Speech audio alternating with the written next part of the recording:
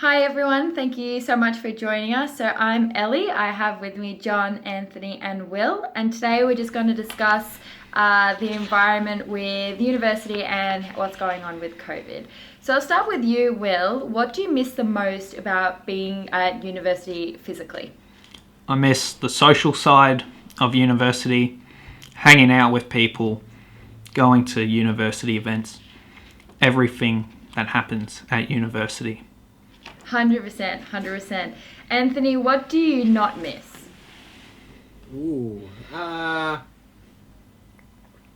What do I not miss? That's a very hard question. Yeah, definitely. Yeah, I don't have an answer for that, honestly. I quite enjoy the uni life. Yeah, well, there you go. That's quite a positive outlook. I'm the exact same. I would say I definitely quite enjoy uni. The only downside would be the travel, and obviously the university can't help that. So there's that. Oh, I don't miss getting up at 6 o'clock to travel to an 8 o'clock class, but you must have had it pretty bad, Ellie. Just a little bit. I mean, an hour and a half travel, like driving, 2 trains, walking, is a lot, but it's also a good way to wind down at the end of the day as well. So if I've had a particularly tough day, it makes it easy just to wind down on the train. I get that. Yeah, John, what do you think, how do you think the university has handled its response to COVID-19, and do you think it gave adequate support to its students? Look, the enrolment thing's been a bit of a trouble with them cancelling classes. You'd see a block disappear from your enrolment, and then a week later you'll get an email saying, oh, this class is cancelled, and we haven't booked you in for anything else. I think I've still got one coming up soon, the concept to production, which is in block 4. That's got time in the studio, and it's sure to be cancelled, like everything else that's gone to studio has been cancelled. Does that make you worried for how it's going to go next year, if you're going to have to repeat some subjects? Well, it doesn't really worry me too much because I'm on part-time. I've still got a couple of subjects from first year to do, and I'm halfway through my second year subjects. Fairly casual about the whole thing, so it's not worrying me that much. Yeah, That's good. Will, would you say that the university could have done anything different? Well, yeah, them doing internship modules at the moment's not fun, with people losing their jobs. I've lost my job and internship I had planned, and then bang, we're getting told, we have to go get an internship at the moment, when we have had classes cancelled in October. So it's made it hard. Is there any push from the university for you to get those internships this year, or has it kind of lessened with the impact of COVID? Well, they've said by the end of the year, but who knows where we will be in December. Yeah, certainly. I mean, there's students from my year level, and I'm in 3rd year, still haven't done their internship. They weren't able to get an internship last year, actually, so they needed to do their internship this year. So on top of 2nd years needing to do it, there's also a lot of 3rd years also needing to do it. So that's definitely tricky when it comes to UN competition in Melbourne by itself. I've got a couple of industry friends that have just started work on one gig in Byron Bay. Friends up there for 4 months on something.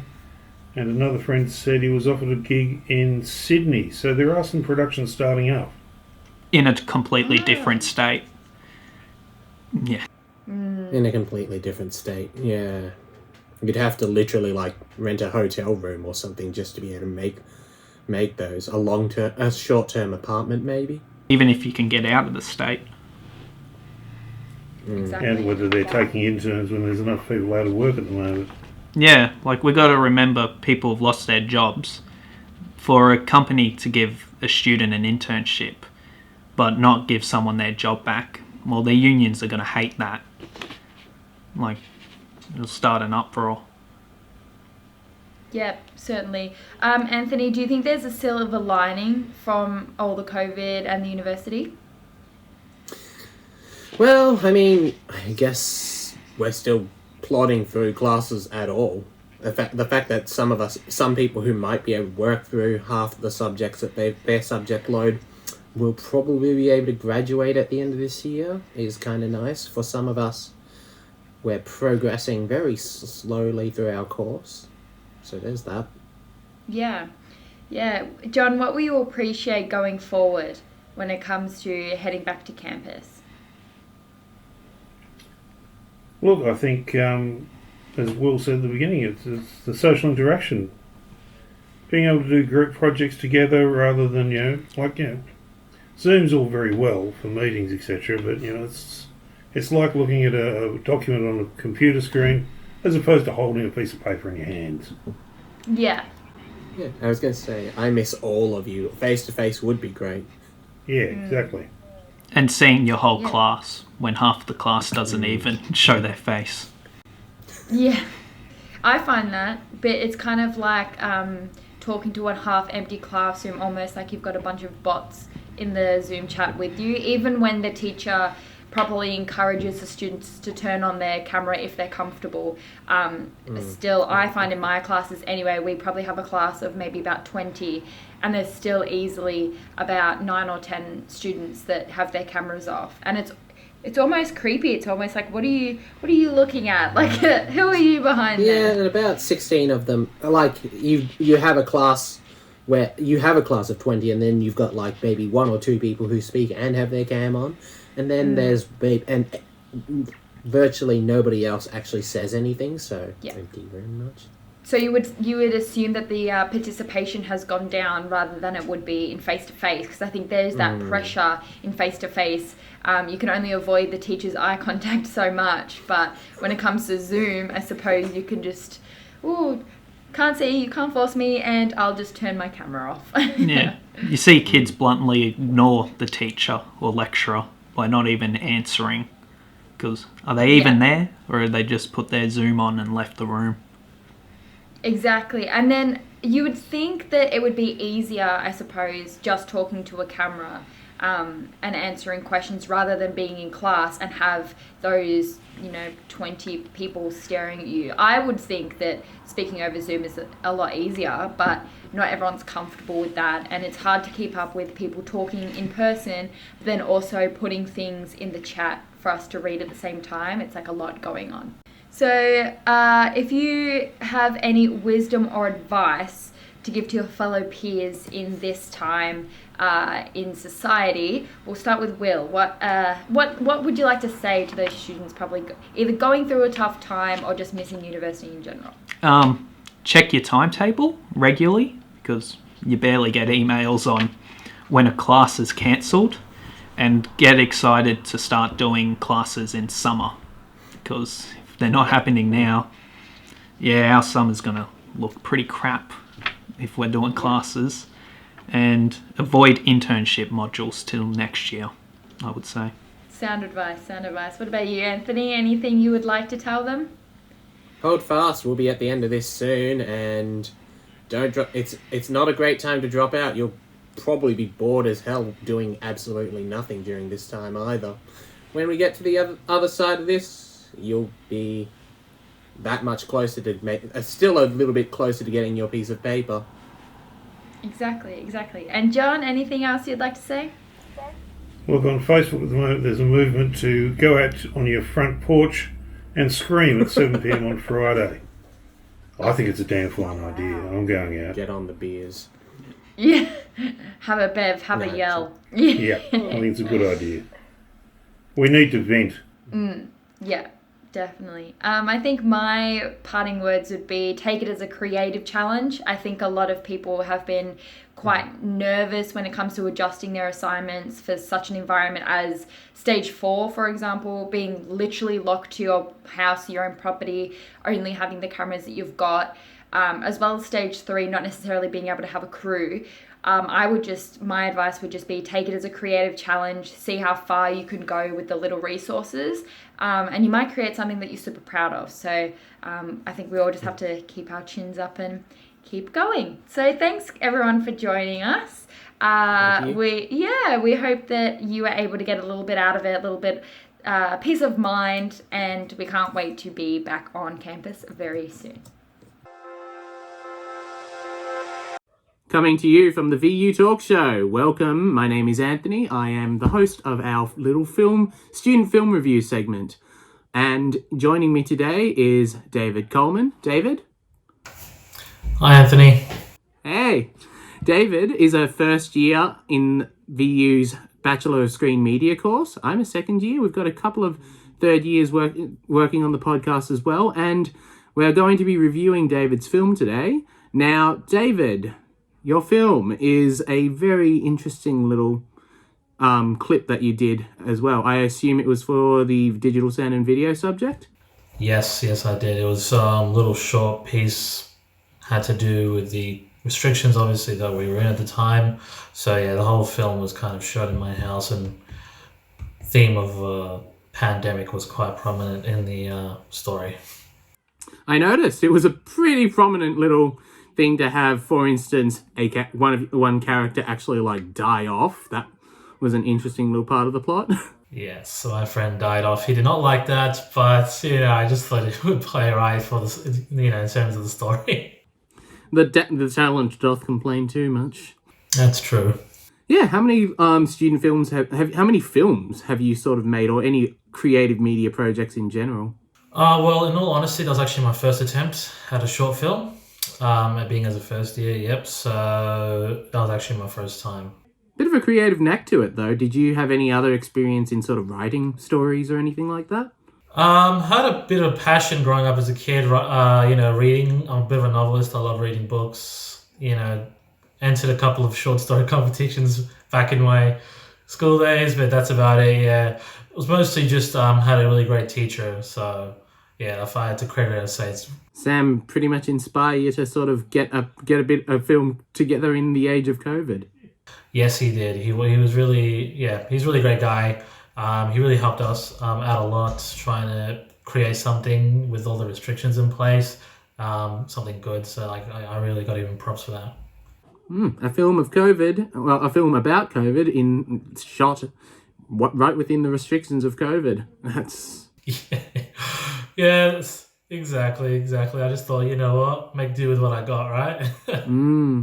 Yes, well, a lot of people should find that, there's a lot of challenges to be had when shooting a film with all manner of restrictions put on them. I suppose we'll go through our film lives, even pandemic aside, just sort of trying to meet different challenges when it comes to our films, or setting up our own ones to be even more creative. It's a mind that we've got pretty big.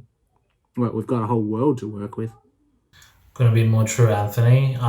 Especially in the media industry, it's good to try and develop problem-solving skills. So yeah, I really did like the opportunity to try and work around the restrictions, because hopefully, if anything, it'll build up some skills that I might find useful in the future. Right. So, just even on the tools, what did you really just need to actually get this project going? What did you use? So, for the... I had a lot of restrictions, being that it was in my house, because you couldn't leave your house unless it was for specific reasons. So, for the film, I just had the one camera and microphone pretty much. In some scenes, I had lighting as well. But I couldn't get the lighting in every scene due to the fact that it was pretty big and my house is pretty small. So I kind of had to primarily work with just the boom mic and the camera.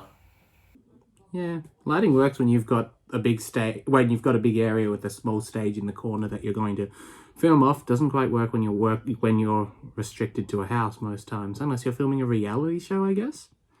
Yes, but even then they got way bigger cameras for those. Yes, big and pretty damn capable. Well, it was a very sort of gripping tale, a bit realistic. So many people. We're being shot here in Victoria Uni, obviously. Like, plenty of people have died from COVID. Thoughts and prayers go out to them. And you've got, a death. Someone got killed off. It was just some of our craziest realities, and a bit of a pick on the paranoia side of things as well. Yes, so look, we are in sad times. Unfortunately, a lot of people out there are losing their loved ones.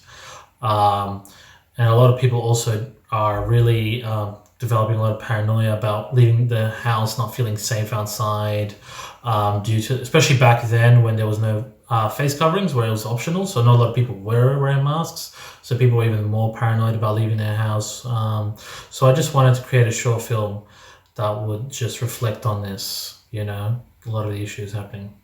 And a very interesting sort of film that you've actually shot there, right within the restrictions, and I'm sure, and it certainly had an effect on us.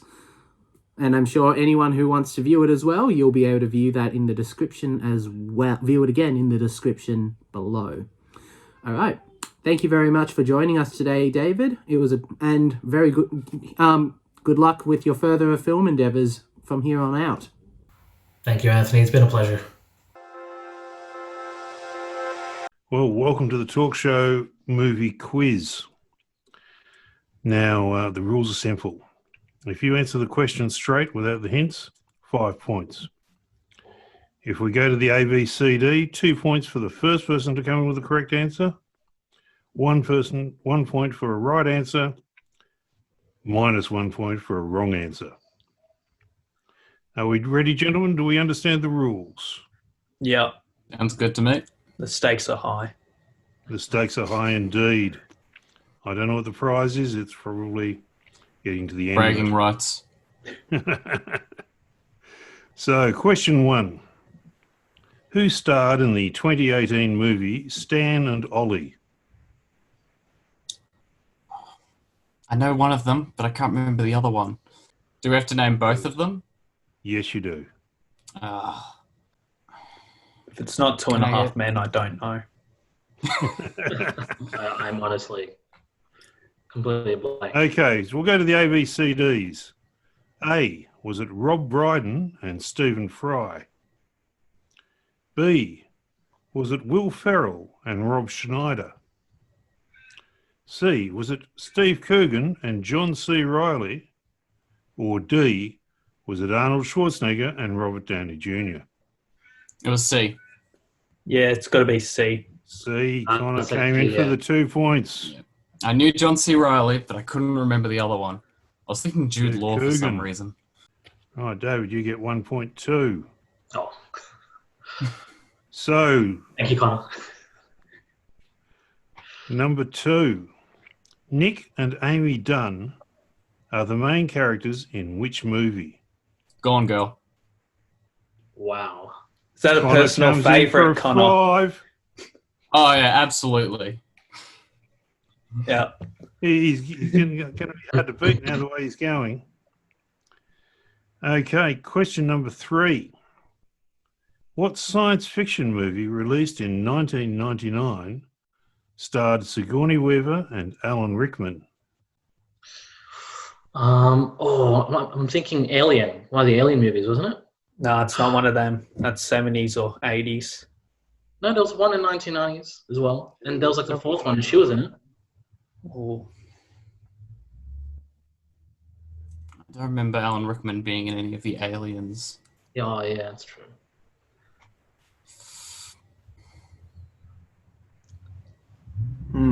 Shall we go to the ABCDs? Yes. Yes. Looks like nobody's up for the 5 points. A, Space 1999. B, Alien 3. C, Galaxy Quest. Or D, Star Wars Phantom Menace. I don't think it's Star Wars. I'm going on a limb with that. But Do we have an Galaxy answer? Quest? That sounds stupid. I'm going to stick with Alien, just because it's the only one I can remember, and it's one of the options. I'm probably going to be wrong, but I'm going to say Alien. Right, you're up for -1. Oh, Will has got in with 2. It is Galaxy Quest. Oh, wow. And Connor, sorry. Yeah, I didn't. Okay, 5. Sleepless in Seattle finishes in which city?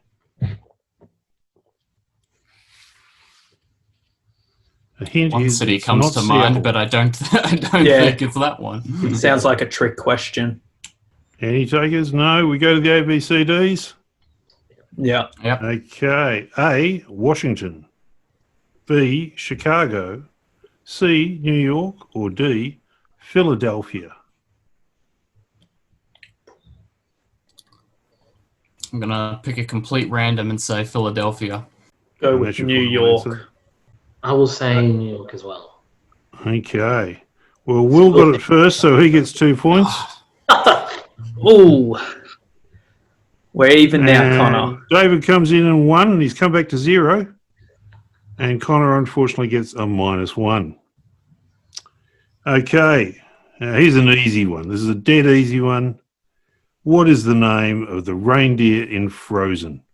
Sven. Sven, it is. Connor, you're coming in again.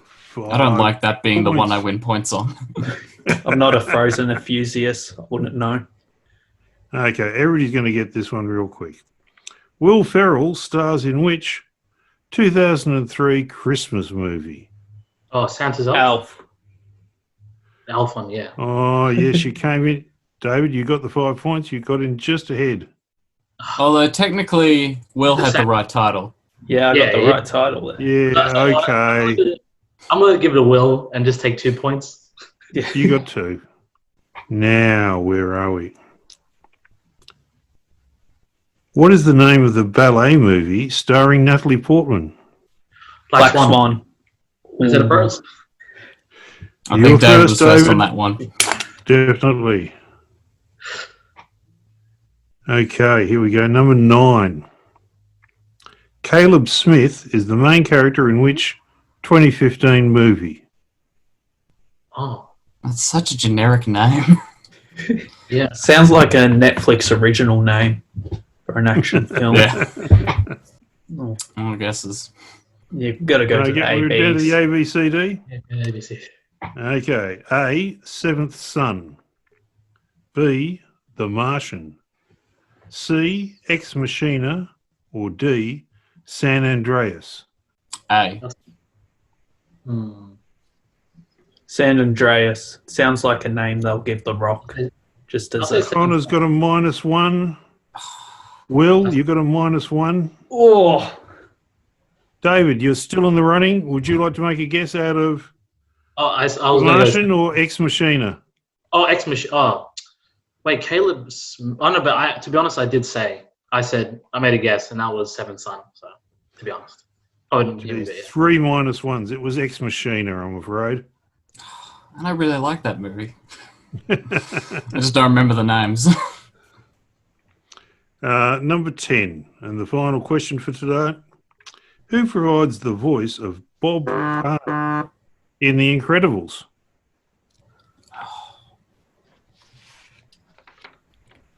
Now, No, I Bob can't Parr think of a is the name. dad, Mr. Incredible. so it's I'll not have to go Samuel Jackson. It's not him. Let's go to the ABCDs. Well, Yeah. and the ABCDs, well, A is Samuel L. Jackson. B is Jason Lee. C is Wallace Shawn. Or D is Craig T. Nelson.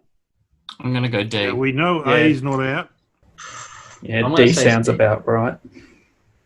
In fact, Will has got another 2 points. And Connor's got 1. And David, did you have an opinion on that? Yeah, I said C. I guess I don't know. Was I wrong? Minus 1 again. Okay, now I'll just do a quick tally of the points.